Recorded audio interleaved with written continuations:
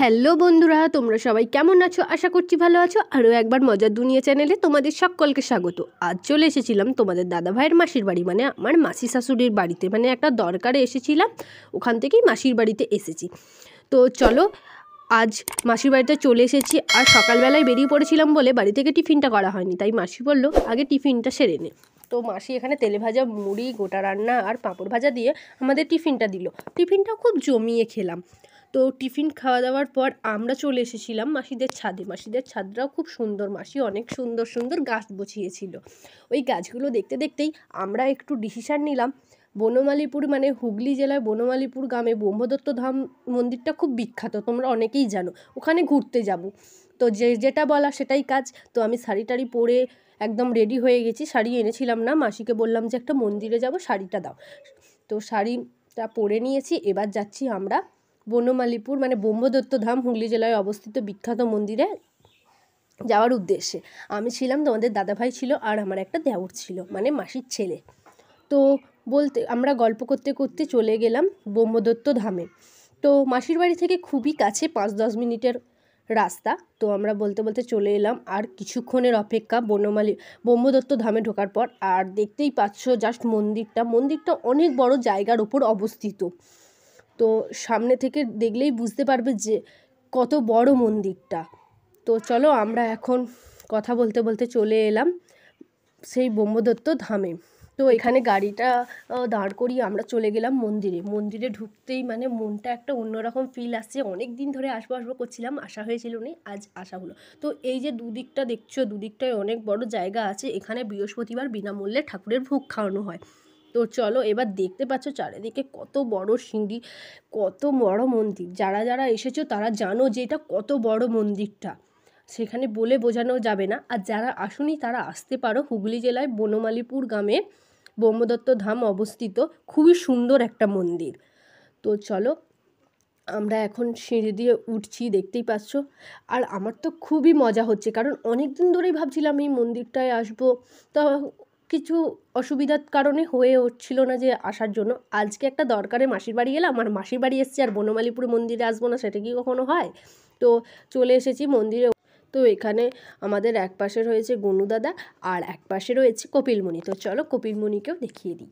তো এইদিকে দেখছো কপিলমুনি মানে মেন মূর্তি দু সাইডে আছে, বাঁ দিকে আছে গণেশ ঠাকুর আর ডান দিকে আছে কপিলমুনি। তো চলো সাইড মানে যেখান দিয়েই দেখছো সেদিকেই দেখা যাবে যে মন্দিরটা কতটা বড়। তো আমরা এবার ভেতরে প্রবেশ করি। বন্ধুরা দেখো জাস্ট ভিতরটা কতটা বড় জায়গা নিয়ে এই মন্দিরটা তৈরি হয়েছে। যারা যারা আসুনি তারা অবশ্যই আসবে, এলে তোমাদের খুবই ভালো লাগবে। আর ব্রহ্মা বিষ্ণু মহেশ্বর মিলিয়ে একটা মূর্তি তৈরি করা হয়েছে। তো বন্ধুরা দেখো মানে কতটা বড় জায়গাতে অবস্থিত এই মন্দির। আমার তো খুব ভালো লাগছে। যারা যারা আসুনি তারা অবশ্যই আসবে, তাদেরও এই মন্দির খুব ভালো লাগবে। তো দেখো আমরা যাচ্ছি এবার এখানে এই সামনের দিকে ঠাকুরের এগোচ্ছি এবার সামনে। তারপরেই মন্দিরের পাশে 4টি ধাম অবস্থিত, যে কোথায় কোন ধামটা সেটা দেখাচ্ছে। প্রথম ধাম আছে শিবদত্ত ধাম মধ্যপ্রদেশে, আর দ্বিতীয় ধাম হচ্ছে অনুসুয়া দত্ত ধাম কন্যাকুমারীতে, তৃতীয় হচ্ছে ব্রহ্মদত্ত ধাম যেটা আমাদের এখানে অবস্থিত, আর চতুর্থ ধাম হচ্ছে অর্তি দত্ত ধাম উত্তরাখণ্ডে। তো চলো ওই সব দেখার পর আমরা চলে যাচ্ছি। তো সিঁড়ি দিয়ে নিচে নেমে যাচ্ছি। মন্দিরের নিচে আরও একটা মন্দির আছে, তো ওখানটায় আমরা যাচ্ছি। তো চলো, আমরা সিঁড়ি দিয়ে নেমে চলে এসেছি। আর এখানে দেখো সমস্ত কিছু গোলাপি লাইট লাগিয়েছে, মানে ওই দৃশ্যটা যে এত সুন্দর লাগছে, ফোনেতে কীরকম লাগছে জানি না, তবে সেই জায়গাটা যখন আমরা ঢুকছি আমাদের মানে মনটা পুরো ভরে গেছে, যেন মনে হচ্ছে এখানেই থেকে যাই। কিন্তু না, ওখানে থাকলে হবে না। আর নিচেতেও দেখো আমাদের মহাদেবের মূর্তি আছে। তো দেখো মহাদেব যেখানেই থাকে সেখানটাতেই অপূর্ব সুন্দর লাগে। আর এখানটা দেখো জাস্ট খুবই সুন্দর। তো আমাদের তো খুবই ভালো লাগছে, ঘুরছি চারদিকটা। তো তোমরাও দেখলে কীরকম লাগছে অবশ্যই কমেন্ট করে বলো। আর কারা কারা এসেছো এই মন্দিরে তারা অবশ্যই কমেন্ট করে বলে যেও। আর যারা আসুনি তাদেরকে বারবার বলছি এখানে আসবে, তোমাদের খুবই ভালো লাগবে।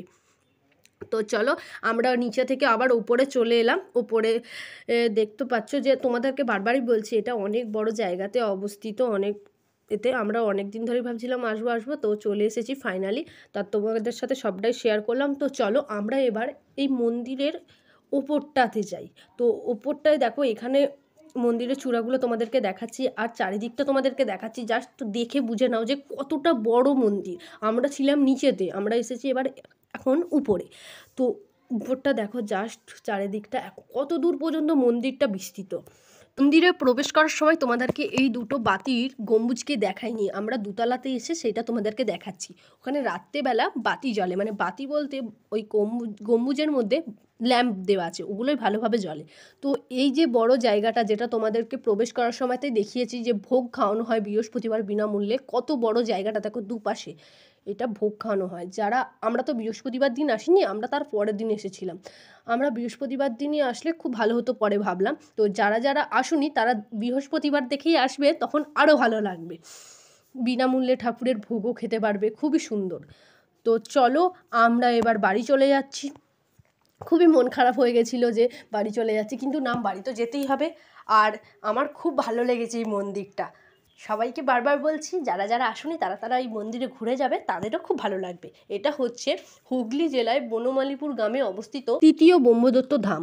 তো চলো মন্দিরকে টাটা করে আমরা এখন বাড়ি যাওয়ার উদ্দেশ্যে চলে যাচ্ছি, আর বেরিয়ে পড়েছি। দেখতে পাচ্ছ ওখানে গাড়ি রাখা ছিল, তো আমরা এবার গাড়িতে চেপে চলে যাব বাড়ি। তো চলো, ভিডিওটা এই পর্যন্তই থাকলো। ভালো লাগলে অবশ্যই একটা লাইক করে দেবে, আর যারা চ্যানেলে নতুন তারা চ্যানেলটাকে প্লিজ সাবস্ক্রাইব করে দিও বন্ধুরা। টাটা, ভালো থাকবে সবাই, সুস্থ থাকবে।